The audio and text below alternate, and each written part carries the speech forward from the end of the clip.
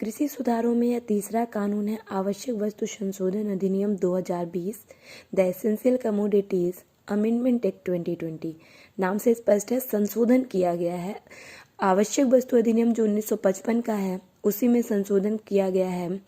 आवश्यक वस्तु अधिनियम जो 1955 का था उसमें प्रावधान किया गया था कि खाद्य पदार्थ, उर्वरक, पेट्रोलियम उत्पाद इत्यादि का उत्पादन, भंडारण व्यवस्था, वितरण, विपणन या मूल्य का जो निर्धारण है वो केंद्र सरकार के द्वारा किया जाएगा, जिससे मूल्य नियंत्रित रहे और मांग व आपूर्ति भी बनी रहे और कालाबाजारी व जमाखोरी जैसी समस्याएं ना हो। लेकिन इसके बावजूद भी इसमें कई समस्याएं थी, जैसे कि ये अधिनियम लाए तो मूल्य स्थिर करने के लिए गए थे, लेकिन इनकी वजह से और अधिक मूल्यों में अस्थिरता बढ़ी। कैसे? जब आवश्यक वस्तु अधिनियम के तहत लिमिट लगाई गई तो चूंकि स्टॉक लिमिट होने की वजह से स्टार्टिंग में तो क्या होता था, मार्केट में चीज़ों की उपलब्धता होती थी, लेकिन कुछ समय के पश्चात जब चीज़ों में की कमी हो जाती थी और बहुत सारी फसलें और जो फल, सब्जियां इत्यादि नष्ट हो जाती थी क्योंकि स्टोरेज व्यवस्था नहीं होती थी, और यदि कोई आवश्यकता से अधिक स्टोर करता था तो उसकी फसलों को इत्यादि को जब्त कर लिया जाता था सरकार के द्वारा। तो इसलिए क्या था कि स्टॉक लिमिट की वजह से ज़्यादा स्टोरेज नहीं कर सकते थे। यदि कहीं और जिनके पास स्टोरेज व्यवस्था नहीं होती थी उनकी जो फल, सब्जियां इत्यादि उपज जो थी वो नष्ट हो जाती थी, तो बाद में आपूर्ति जो होती थी वो प्रभावित होती थी, और स्टोरेज व्यवस्था नहीं होती थी इसलिए भी आपूर्ति नहीं हो पाती थी। स्टॉक लिमिट से व्यापारी वर्ग का भी उत्पीड़न होता था।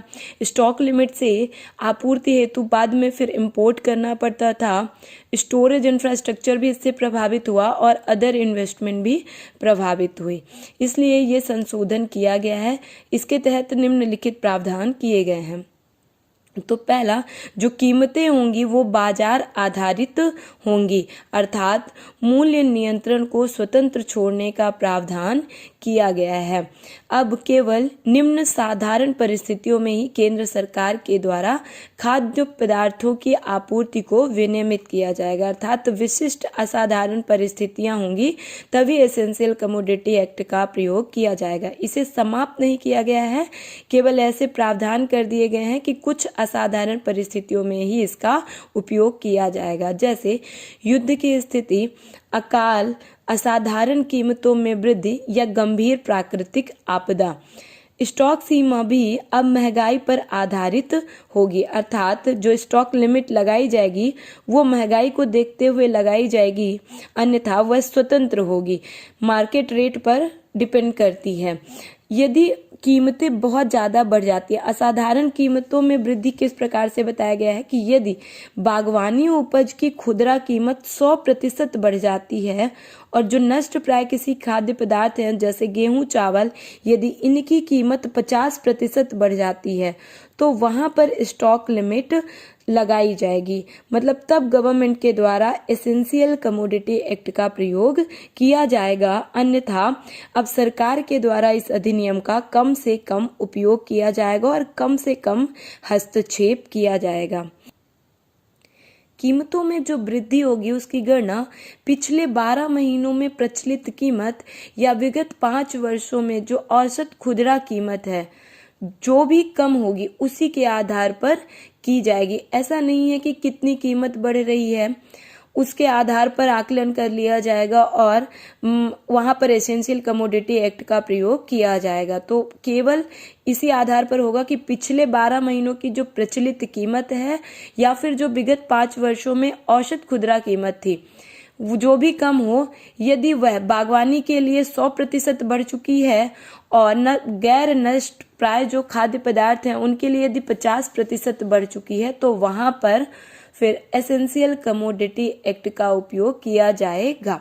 इससे लाभ क्या क्या होंगे?